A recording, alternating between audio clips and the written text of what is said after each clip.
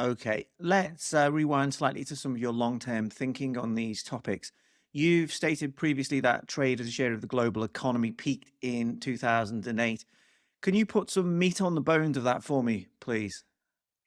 Exports as a share of global GDP peaked in 2008, and they have gotten up close to that level just coming out of the COVID pandemic, but they have not yet surpassed it. And there seems to be enough weakness now in global manufacturing that perhaps they're not going to surpass it after all. We've seen that a lot of countries are experiencing, just based on the data, more domestic value added in their own economies and less imported value added. That's one clue to what's going on as countries, not just the United States and China, are attempting to have more of the manufacturing work done domestically.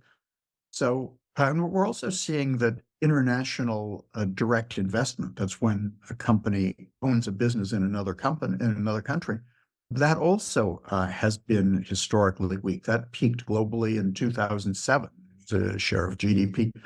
And the growth of international trade was very much tied into the growth of foreign direct investment as companies set up subsidiaries in other countries.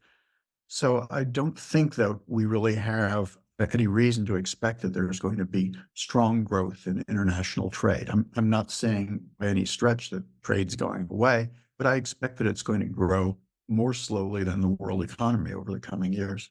Is this part of the nature of trade changing, as in instead of trading goods and products, we're trading services instead to an increasing degree? We're trading services to an increasing degree, and a lot of this really is not well measured and probably isn't going to be well measured for reasons that have to do with the concept of what it is to trade things. When we measure trade, we're measuring transactions. And a lot of the services that move are actually digits, often moving within companies from one country to another. And these don't register as trade transactions at all, but they're increasingly important. We're seeing just a lot of trends that point to slower growth in trade. For example, in the United States, which I think probably has the best data on this, about 42% of business investment last year was in intangibles. Okay, I'm talking about the category that used to be known as plant and equipment. And now plant and equipment is barely half of business investment. A very large share of business investment now is software, research and development, sorts of things that don't move in container ships. And that's only going to grow. This has consequences for freight transportation because if you've got a machine that's 5 years old, you don't need to toss it out. You can replace the software and keep the machine you've got for a longer period. And we see evidence that companies are doing exactly this.